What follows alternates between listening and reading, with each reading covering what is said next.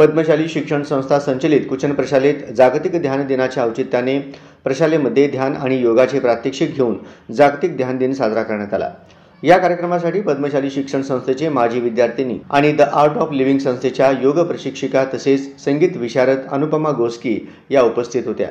त्यांनी मागील 24 वर्षांपासून योग विद्येचे प्रचार आणि प्रसार केला आणि 1000पेक्षा जास्त विद्यार्थी योग प्रशिक्षित केलेले आहेत, असे उपमुख्याध्यापक मधुकर धर्मसाले यांनी त्यांचा परिचय करून देताना सांगितले। कार्यक्रमाच्या सुरुवातीला प्रास्ताविकेतून प्राचार्य युवराज मेटे यांनी ध्यान आणि योग हे भारतीय संस्कृतीची जगाला दिलेली सर्वोत्तम भेट असल्याचे सांगत ध्यान आणि योगाचे महत्त्व विशद केले।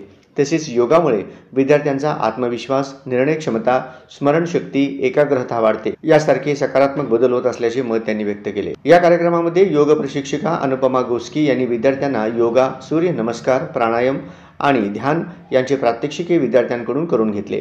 या प्रसंगी उपप्राचार्य अनिल निंबाळकर, पर्यवेक्षक दत्तात्रय मेरगू, प्रणिता सामल, मल्लिकार्जुन झोकारे व सर्व शिक्षक वृंद उपस्थित होते।